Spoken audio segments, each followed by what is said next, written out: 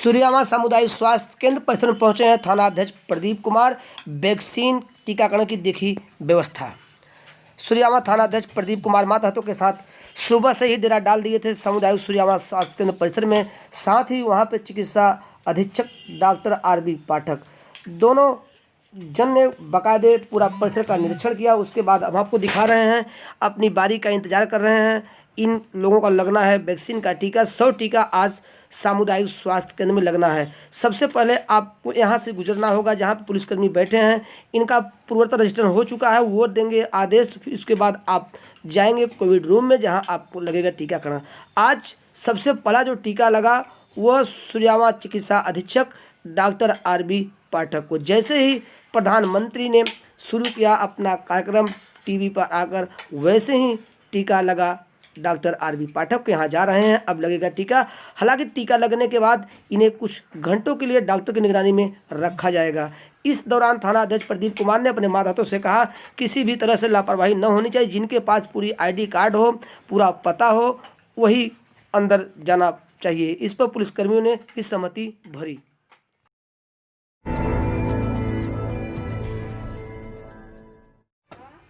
सूर्यामा सामुदायिक स्वास्थ्य केंद्र पे तैनात चिकित्सा अधीक्षक डॉक्टर आरबी पाठक ने पहला लगवाया कोरोना का वैक्सीन टीका।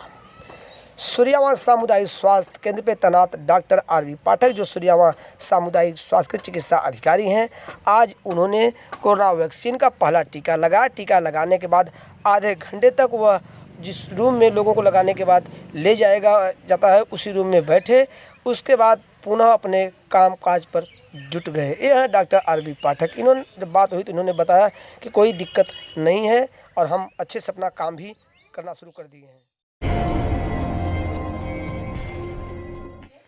सूर्यामा स्थित घनश्याम दुबे महाविद्यालय में राष्ट्रीय सेवा योजना के तहत एक दिवसीय गोष्ठी का हुआ आयोजन।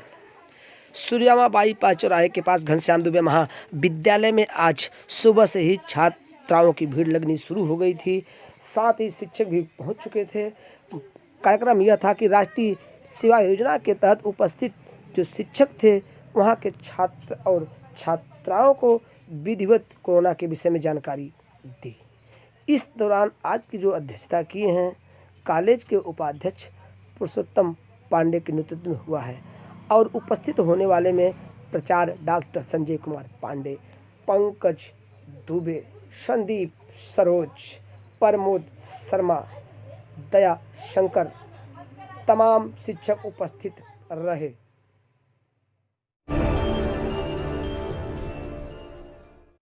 ज्ञानपुर स्थित अधिवक्ताओं का वार्षिक चुनाव होने वाला है।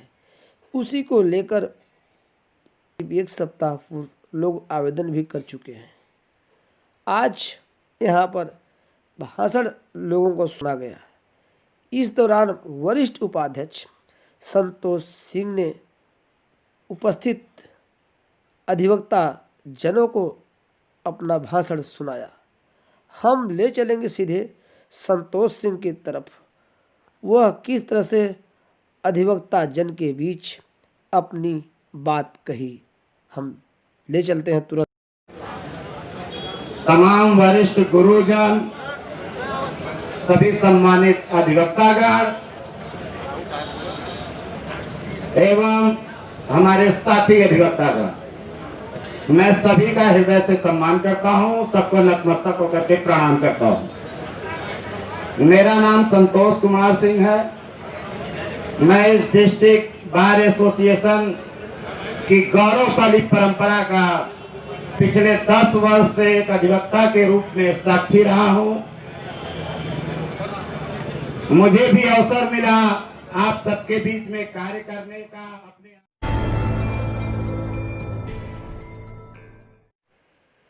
भदोही जिला अधिकारी राजेंद्र प्रसाद आज जहां जहां लग रहा था वैक्सीन का टीका, उन्होंने तूफानी दौरा किया और जांच पड़ताल की और व्यवस्था में किसी तरह से कोई कमी न होने पाए, इसके तहत उन्होंने आज हर जगह पहुंचे। हालांकि इस दौरान मीडिया कर्मियों के भी नज़र पड़ी रही, कहाँ कोई चीज़ तो गड़बड़ी नहीं है। उनसे जिला अधिकारी राजेंद्र प्रसाद ने बात किया और जानकारी दी। हम ले चल रहे हैं सीधे जिला अधिकारी के पास।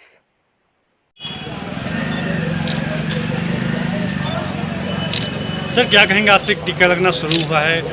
नहीं, देखिए, आज से वैक्सीन लगना शुरू हो गई है और 14 लोगों को लग गया है, जिसमें हमें हमारे सुपरिटेंडेंट हैं यहाँ इस अस्पताल के और चीफ फार्मेसिस्ट भी हैं और किसी तरह से कोई समस्या नहीं है।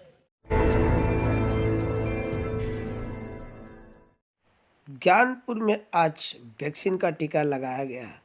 डॉक्टर अशोक कुमार ने भी आज टीका लगवाया। इस दौरान उन्होंने कहा कि टीका लगवाने से कोई दिक्कत नहीं है, हमें पूरी तरह से कोई भी फर्क नहीं पड़ा है। यह उन्होंने टीका लगवाने के बाद बात कही। फिलहाल यहाँ उपस्थित स्वास्थ्यकर्मी टीके की तैयारी कर रहे हैं और अब यह लगाएंगे इनको टीका और यहीं से होगा वैक्सीन टीके की शुरुआत।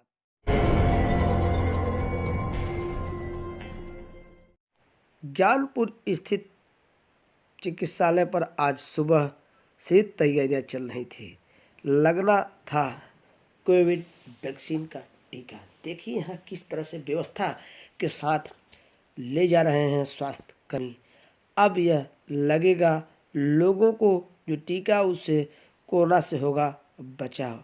आज पहला दिन है और उसी को देखते हुए आज यहाँ टीका लगना है और तैयारी पूरी हो चुकी है। अब टीका भी पहुँच चुका, जल्द ही लगेगा टीका।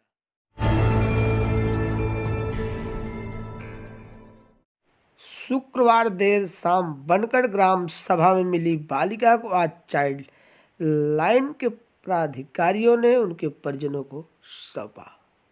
सूर्यावा थाना क्षेत्र के अंतर्गत बनकट ग्राम सभा में शुक्रवार देर शाम यह 11 वर्षीय बालिका भटकती हुई मिली थी। मंद बुद्धि की बालिका है। हालांकि चाइल्ड लाइन के पदाधिकारियों ने इनके परिजनों को ढूंढ निकाला और उन्हें सौंपा।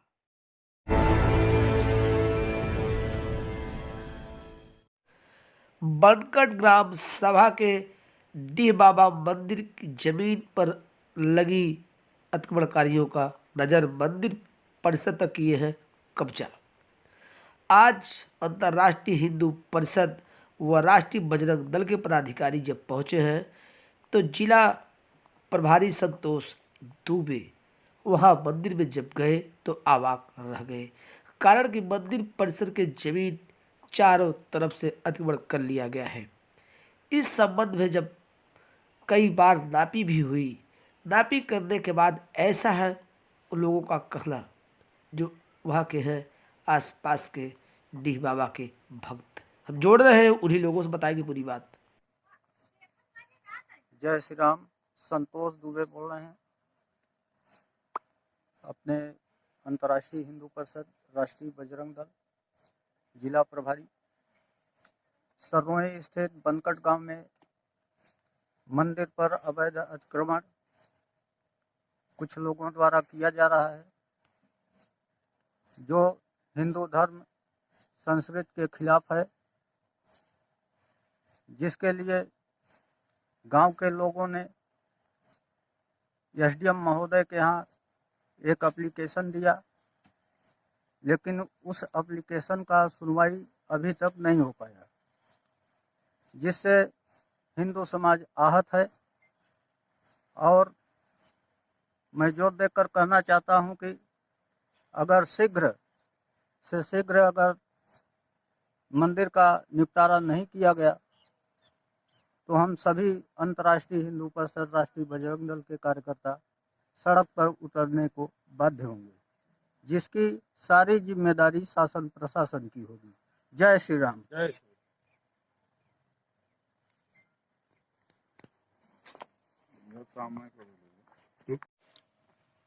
हम सब बनकट गांव में खड़े हैं, बनकट सररोही, और यह डीह बाबा का प्राचीन मंदिर है। मंदिर के बगल में एक पिंडी था जिसकी पूजा हमारे गांव वाले कई वर्षों से करते चले आ रहे हैं।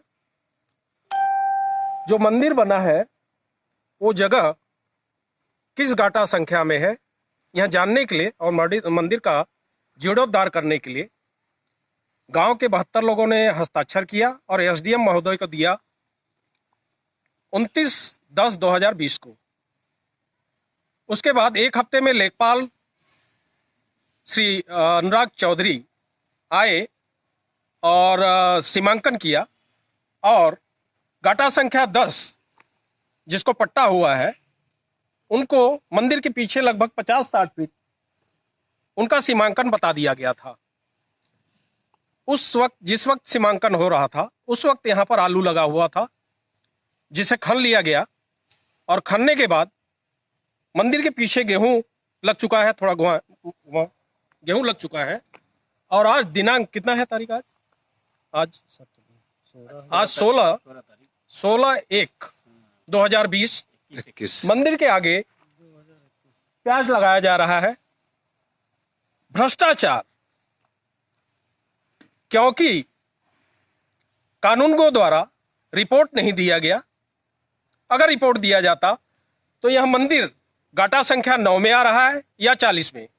40 जिन लोगों का है और ये दोनों भूमधरी जमीन है और जो अवैध कब्जा जिसके द्वारा किया गया था उसके द्वारा आज के दिन मंदिर के आगे लगाया जा रहा है प्याज। हमारा सिस्टम किस तरीके से काम कर रहा है यह समझने की जरूरत है। कानूनगो श्री वेद प्रकाश श्रीवास्तव द्वारा बार बार कहे जाने के बावजूद रिपोर्ट नहीं दिया गया। जितेंद्र प्रसाद श्रीवास्तव उनके द्वारा रिपोर्ट नहीं दिया गया।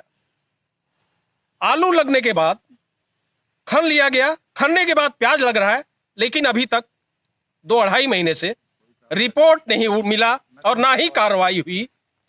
हमारी न्याय व्यवस्था किस तरीके से काम कर रही है यह समझने की जरूरत है। एसडीएम महोदय, मुख्यमंत्री महोदय, कृपया संज्ञान ले। धन्यवाद।